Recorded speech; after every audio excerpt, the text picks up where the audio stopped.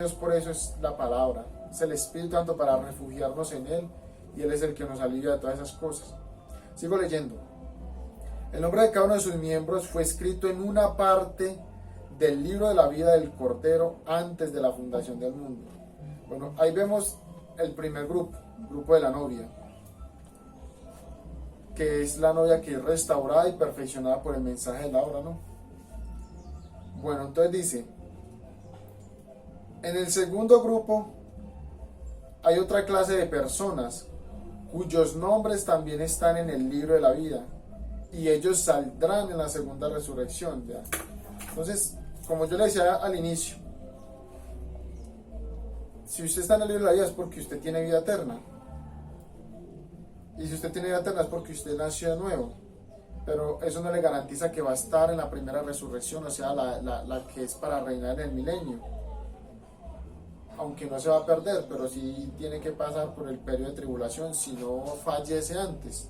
Estoy hablando de la gente que se levanta en la segunda resurrección como salvos. Entonces dice, en el segundo grupo hay otra clase de personas cuyos nombres también están en el libro de la vida y ellos saldrán en la segunda resurrección.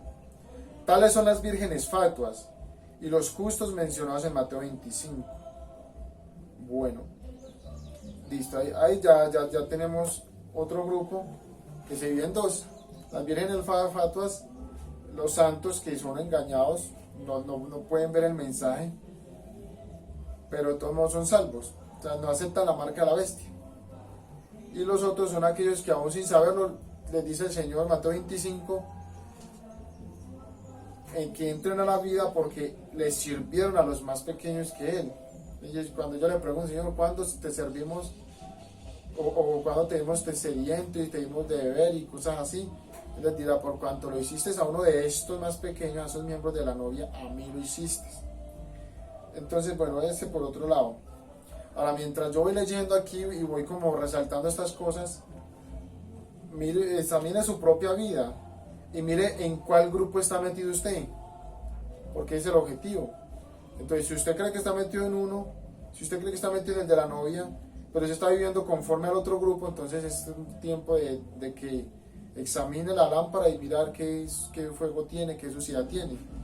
Yo le pongo ese ejemplo una vez que teníamos un bombillo en la casa y pusimos que al lado del bombillo un trapo para que se secara por el calor del bombillo. Y resulta de que al otro día el trapo se pegó al bombillo así y como unos bombillos de esos que se recalientan, quemó el trapo y esa tela quedó embarrada, hay una tela negra que quedó embarrada en el bombillo. Entonces el bombillo sigue siendo el mismo, pero era la mancha de tela allí la que le impedía dar luz a cierta parte de la casa. Y yo creo que es así con nosotros somos esa luz, pero cuando hay una mancha allí, esa luz no va a brillar plenamente. Entonces, ¿qué pasa? Tiene que haber una limpieza. Por eso examine sus caminos conforme a la palabra. Si en usted aún hay contienda, si en usted aún hay rencilla, hay murmuración, si en usted aún hay hipocresía, arregle todo eso. Si en usted hay un deseo de las cosas del mundo, arregle todo eso. Entonces, el Espíritu Santo nos explicaba hace unos días que la hipocresía es pensar algo y hablar otra cosa. Es creer algo o es tener algo en la mente y vivir de otra manera. Entonces, dentro de eso encontramos dos clases de hipócritas. Encontramos el hipócrita que es un creyente genuino, que cree la palabra, pero aún está fallando. Como le ponía el ejemplo de la mancha. Y está el otro hipócrita, que es un incrédulo y trata de vivir como creyente. Entonces, ¿usted cuál de los dos está? Dice entonces, esas vírgenes fatuas no son bautizadas con el Espíritu Santo, no lo alcanzan a recibir y pasan por la tribulación, no son purgadas. Ahora, no quiero introducir el tema del bautismo del Espíritu Santo acá porque es para otra ocasión, si Dios lo permite. Entonces dice, también en esta clase, aquellos que se levantan para el juicio, en la segunda resurrección, están aquellos que no adorarán a la bestia ni se unirán al sistema del anticristo, pero que mueren por su fe, aunque no están en la novia, no habiendo sido renacidos. Vean, no son renacidos. Mira, hay un grupo que es renacido, que se levanta en la segunda resurrección, Y hay otro grupo que aunque no es renacido, no es nacido de nuevo, también se levanta para recibir vida eterna. Pero es por causa de que sirvieron a la causa justa, que rechazaron el sistema anticristo. Entonces estos saldrán en la segunda resurrección y entrarán a vida eterna. Eso es el segundo grupo que comprende esas tres cosas. Tanto la iglesia que no es purgada, que pasa por la gran tribulación, como aquellos que por servir a los demás, a los hijos de Dios también entran. Y también están aquellos que se paran por lo correcto y aún no reciben ni siquiera la palabra para nacer de nuevo, pero en sí mismos hay justicia y rechazan el sistema del anticristo. Yo quisiera poner un poquito de énfasis allí para que se vea la diferencia. O sea, una cosa es aquel que le sirve a la novia porque, digamos, lo ve a usted, que es un hijo de Dios, y dentro de sí hay una reverencia hacia usted, y quiere servirle porque en su corazón sabe, quizás inconscientemente, que servirle a usted es servirle a Dios. Está el otro grupo, que es el de las vírgenes fatuas, que no reciben el aceite, pero sí el nuevo nacimiento y son santificadas, viven una vida limpia. Pero está el tercer grupo, que creo que es el más misterioso allí entre los tres, que ni es renacido siquiera, ni le sirve a la novia, pero en su interior hay justicia, en su interior rechaza la injusticia, y sabe que ese sistema anticristo no es correcto, entonces rechaza eso. Esos también se van a levantar. Bueno, en tercer lugar, bueno, esta es la parte, digamos yo, el tipo de gente que es más digno de conmiseración, digámoslo así como dijo Pablo, que son los más, digo yo, son los más miserables. Dice así: en tercer lugar tenemos a los cristianos fronterizos. Ahorita, como hablábamos en mensajes pasados, un fronterizo es aquel que llega a la puerta de la casa, pero ve que todo adentro es bonito, pero no entra. O llega a la frontera y no es capaz de cruzarla porque tiene miedo. Entonces, así como vimos con Israel saliendo de Egipto, ellos tenían su nombre en el libro de la vida. Oiga pues esto, sus nombres estaban allí y sus obras escritas en los libros. Yo creo que el propósito de que sus nombres estuvieran en el libro de la vida fue básicamente que la palabra llegara a ellos. Básicamente fue eso. ¿Qué sucedió entonces? Que la palabra llegó a ellos y los llevó hasta cierto punto, y ahí no quisieron avanzar, ahí se frenaron, entonces se quedaron en la frontera. Entonces dice, sus obras fueron escritas en los libros y estaban en el libro de la vida. Estos, por haber fallado en la obediencia a Dios, pues le voy a poner un poquito de énfasis a eso, por haber fallado en la obediencia a Dios y estar desprovistos del Espíritu. ¿Qué es lo que trae el Espíritu Santo a su vida? La obediencia a la palabra. Acuérdese que cuando Abraham creyó, él caminó bastante tiempo en lo que él creyó. Y cuando Dios vio esa obediencia, entonces le dio el sello de la circuncisión, que tipifica al Espíritu Santo. Pero esos allí no alcanzan a llegar hasta ese punto de ser sellados. Ahí se devolvieron. Entonces, al estar desprovistos del Espíritu, aunque las señales y las maravillas estaban entre ellos, mire, eso no se niega, pero es aquel que hace la voluntad del Padre, como hablaba en el mensaje anterior, es aquel que hace la voluntad del Padre el que entra en el reino. Y la única manera, valga la redundancia, y yo creo que vale la pena repetirlo, la única manera en que yo pueda conocer la voluntad de Dios es que Él me la revele. Y Él solamente me la va a revelar si yo soy predestinado para revelármela, porque dice la Escritura que solamente a quien el Hijo se la quiera revelar. Mateo 11:27. Entonces, bueno, sigo leyendo. Sus nombres fueron quitados, o sea, las señales y maravillas estaban entre ellos. Entonces usted ve que al hacer milagros, hablar en lenguas y cosas por el estilo, no le garantiza a usted ni me garantiza a mí que estamos sellados con el Espíritu Santo. No. Entre estos estarán aquellos como Judas. Recuerda que Judas echó demonios, pero fue borrado del libro de la vida. Los cuales están completamente, no solamente una parte, no completamente desprovistos del Espíritu, aunque son religiosos y con manifestaciones en sus vidas, pero en los libros no fueron elegidos en él. También estarán en ese grupo aquellos como Balaán.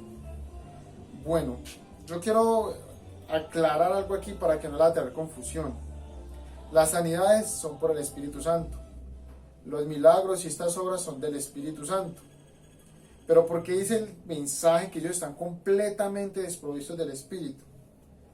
Quizá lo repita en otro mensaje. Pero es esto, el Espíritu solamente simplemente viene a bautizar aquello que es conforme a su propia naturaleza. Entonces cuando el Espíritu Santo vino a Judas, la palabra vino a Judas, ¿qué sucedió? Cayó en su espíritu. Esa era la parte que tenía afinidad con Dios, el espíritu debía dado por Dios. Pero el ser interior, lo que era él, no tenía esa afinidad, no tenía esa naturaleza, esa predestinación, y por eso estaba en su ser interior, no había nada del Espíritu Santo.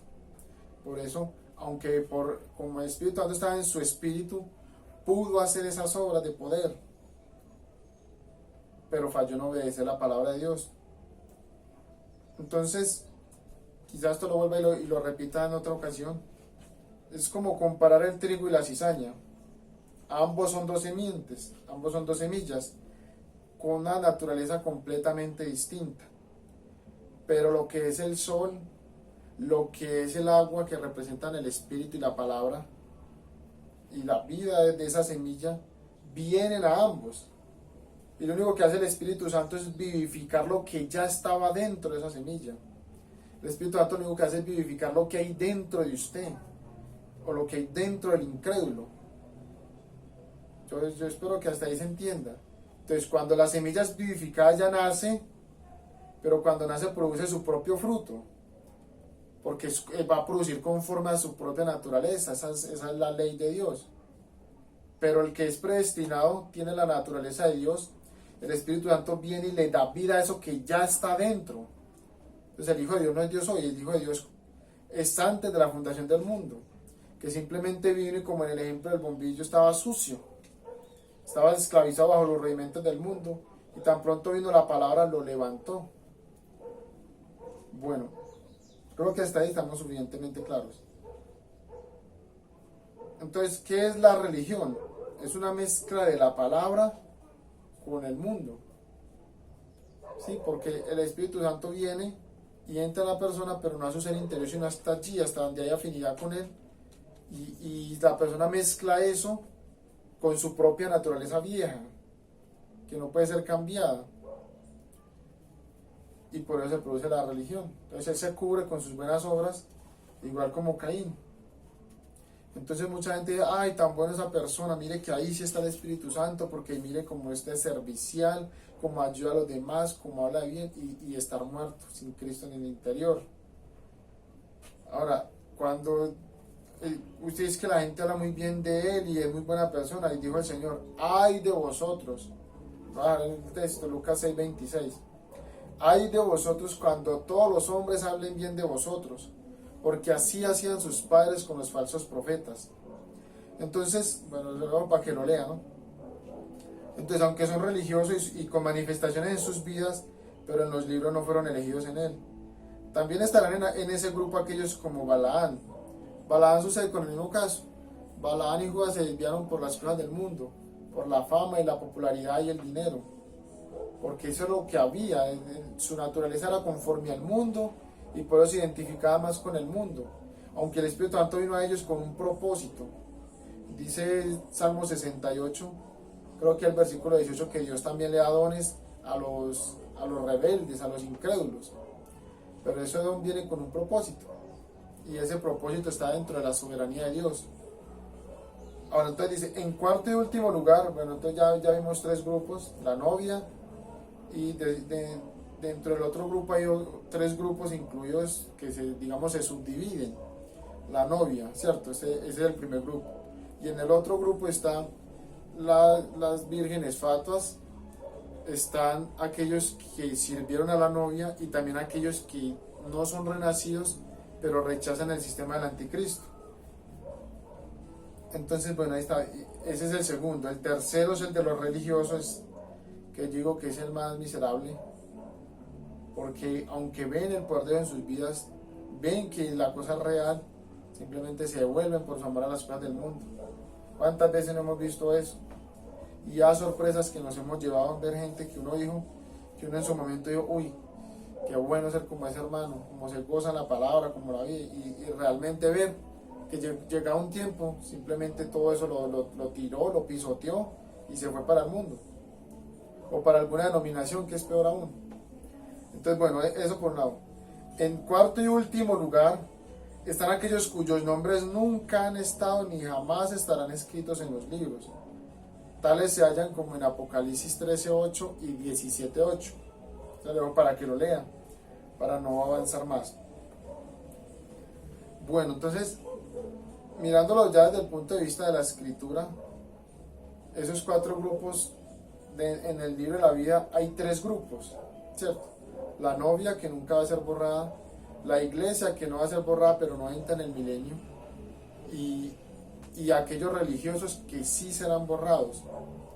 Y ya hay un cuarto grupo que ni siquiera estuvieron en el libro de la vida, que dice el profeta, aquellos como Faraón, y hay aquellos que sencillamente la palabra les tocó la puerta y ni siquiera se la abrieron. Entonces, bueno, para continuar ahí, ya yo creo que hasta ahí estamos suficientemente claros con esto de la predestinación. Dice San Juan 6:45, va a leerlo. Juan 6:45 dice: escrito están los profetas, y serán todos enseñados por Dios. Así que todo aquel que oyó al Padre y aprendió de él viene a mí. Entonces el que es predestinado viene de Dios. Allá antes de la fundación del mundo ya lo había escuchado, y lo que hace el Espíritu Santo es traerlo hacia sí mismo, hacia la palabra, para recordarle lo que él es. Entonces, bueno, este grupo de la novia tiene una característica especial, y valga la redundancia, es especial de ella, de la novia. Entonces, si usted está incluido, usted dice yo soy de la novia, usted se va a identificar con esto. Y esa característica especial es la obediencia. La novia se identifica plenamente con la palabra. Ella nunca la niega. Y ella siempre quiere obedecerla, porque la palabra en ella es como la lana en la oveja. Ella se alimenta de la palabra y produce lana. Entonces eso es lo que hacemos nosotros, alimentarnos, y la palabra se produce a sí misma, porque es la misma naturaleza. Entonces dice en 1 Samuel 15, 22 y 23. Entonces uno mira que hay mucha gente que su vida se basa en estar clamando, ayunando, llorando, y dependen de eso. Y donde el profeta tipificó a Salomón, y él dijo que esos sacrificios que Salomón ofreció, que fueron miles, creo que fueron 20,000 cabezas de ganado que él sacrificó, el profeta, eso representa simbólicamente la oración, ¿cierto?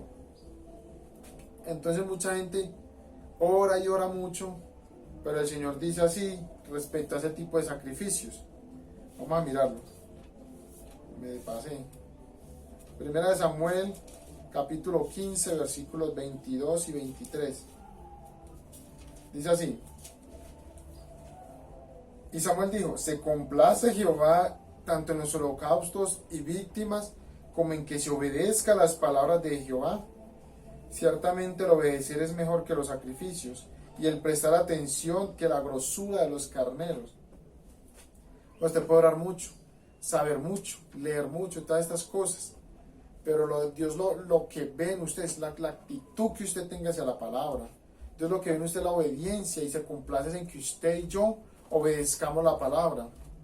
El orar mucho está bien, que por eso es lo que más deberíamos hacer. Y yo creo que es lo que menos hacemos. Pero dice el profeta Samuel, el Espíritu Santo allí, que no es tanto en eso que Dios se complace. Él se complace en que usted haga esto sin dejar de obedecer la palabra, porque el pueblo es aquel que vive la palabra. Y cuando dice vive, es que usted no la vive por su propia cuenta. Cuando uno dice una vida vivida, es algo que usted ya no vive, es algo que llega a Cristo, inyecta su vida allí por medio de la palabra, y él mismo la vive y produce una obediencia. Entonces dice así, 23: porque como pecado de adivinación es la rebelión. Cuando usted se rebela contra la palabra, cuando la palabra le dice esto es así o haga esto y usted se revela contra eso, haga de cuenta que usted es un adivino. Está diciendo acá, como pecado de rebelión, como pecado de adivinación es la rebelión. Y como ídolos e idolatría la obstinación. Mire que una cosa es rebelión y la otra es obstinación. Lo voy a poner aquí con esto, mire. Rebelión es yo no aceptarlo y para mí ahí, para el que es rebelde la palabra puede llegar y corregirlo y a él volver. Pero la obstinación es aún más allá de eso. Que aunque la palabra llegó a corregirla, él sigue y sigue inclinándose y perseverando en su camino perverso y separado de la palabra. Eso es una obstinación. Eso es aún peor. Entonces, como ídolos, idolatría, la obstinación. Entonces, cuando uno desecha, mire que eso es lo que hace que mucha gente se aborra libre de la vida. Es por esto, mire. Dios le dijo a Salomón, por cuanto tú desechaste la palabra de Jehová, él te ha desechado para que no seas rey. Ahora, allá con Saúl, ese fue el evento con Saúl allá, no desechó su salvación, no. Pero sí desechó el cargo, lo desechó del cargo del cual lo había puesto. Entonces, más allá de cualquier cosa, no se le olvide obediencia a la palabra.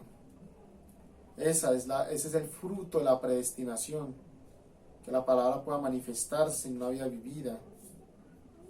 ¿Y cómo así que es una vida que uno no vive por su propia cuenta? Sí, porque cuando uno va a hacer algo, uno está vigilando que aquello que uno va a hacer le agrade al Espíritu Santo, que esté de acuerdo a la palabra de Dios. Y si no está de acuerdo, simplemente no lo hago. Eso es.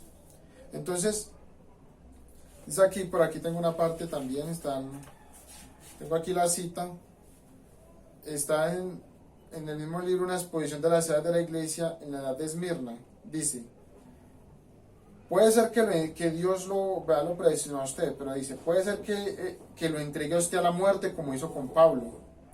Puede ser que lo entregue al sufrimiento como hizo con Job.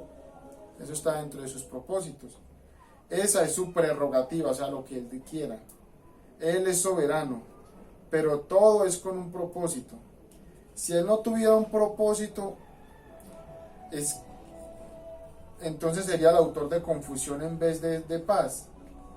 Su propósito es que después de que hayamos sufrido, por un tiempo seamos hechos perfectos.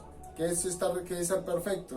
Dice ahí, establecidos, fortalecidos y afirmados. Tres cosas distintas. Que no quisiera entrar en detalle en eso, pero cuando algo se establece, es porque eso ya no va a ser movido de allí. Digamos como la columna de un edificio. Cuando se le pone el fundamento, ese fundamento haga lo que haga, no va a poder ser quitado por medios humanos, porque eso ya está a profundidad de la tierra. Es un concreto que lo hacen con una resistencia muy fuerte, entonces ahí queda establecido. Luego sobre eso ya hay algo que se afirma, que son las columnas. Fíjese que eso tipifica la vida nuestra. Y fortalecidos, mire que no solamente es establecido allá, no solamente es, como dice aquí, fortalecido, sino que también es afirmado. O sea, se le agrega unos componentes a esa columna que la van a hacer mucho más fuerte, mucho más resistente. Entonces la gente que sabe construir sabe que eso se le echa una dosificación más alta de cemento, un tipo de hierro más grueso y así dependiendo de la columna que se vaya a hacer. Entonces, como dijo Job, Él nos atenderá. Para usted predestinado tiene que tener la confianza de que Él está velando por usted. Y simplemente despreocuparse de las cosas del mundo y velar también usted por Él, por vivir la palabra, por conocerla. Porque conocerla es vida, dice San Juan 17:3. Entonces, Él mismo sufrió, aprendió la obediencia por medio de las cosas que sufrió. Ese es el propósito principal de que hayan pruebas, luchas y sufrimientos. Es aprender la obediencia, aprender una confianza en Él. Entonces, Él en efecto fue hecho perfecto por las cosas que sufrió. Está en Hebreos 5, 8 al 9 para que lo lean. Que por cuanto Él sufrió, Él aprendió la obediencia. Entonces, para dejarlo hasta ahí, hermanos, va a terminar leyendo el texto inicial en Romanos 8, 28, para usted que es predestinado, para usted que es predestinada. Dice, Y sabemos que a los que aman a Dios, todas las cosas les ayudan a bien. Esto es a los que conforme a su propósito son llamados. Entonces, si usted ha sido predestinado y llamado por Dios, no tenga temor, no tengamos temor de que no importa lo que suceda, Dios lo va a voltear para que sea para bien. Puede ser el vecino más fastidioso que usted tenga, tiene con un propósito de parte de Dios para bien suyo, para bien mío. Puede ser en el trabajo, puede ser en lo que sea. Dios tiene un propósito dentro de eso para usted y para mí. Entonces no se le olvide, la predestinación es que Dios sabía cómo íbamos a vivir nosotros y por eso nos predestinó. Bueno, vamos a dejarlo hasta ahí, hermanos. Más adelante, queriendo Dios, vamos a abordar el siguiente tema, que es por la restauración o el nuevo nacimiento. Hasta aquí espero que le haya quedado claro. Entonces vamos a orar. Si usted estaba sentado, póngase de pie. Y si simplemente lo escuchó, entonces dejémoslo hasta ahí y démosle gracias al Señor. Padre Celestial, te doy gracias, Señor, por esta oportunidad que me diste y que le diste a tus hijos de poder hablar y escuchar tu palabra, Señor. Que toda la gloria, Señor, y toda la honra sean para ti, Padre, porque como hombres simplemente somos vasos, Señor, pero lo importante es lo que se va a echar en el vaso, Padre. Es lo que de lo que se va a alimentar, Señor, porque yo no me alimento de los vasos, pero sí del contenido que hay en ellos, Señor. Padre, entonces permite que eso penetre en el corazón de tus hijos y los ayude a estar, Señor, más conscientes de lo que son y los ayude a estar, Señor, más firmes en la palabra y les dé una convicción de lo que ellos son, Padre. Y viendo estas diferencias, como vimos de estos grupos de gente que tú predestinaste, cada uno se identifique en el cual está y pueda acomodarse de acuerdo a la palabra, Señor. Gracias te doy y pido tu bendición para tu ministerio en el nombre del Señor Jesucristo. Amén.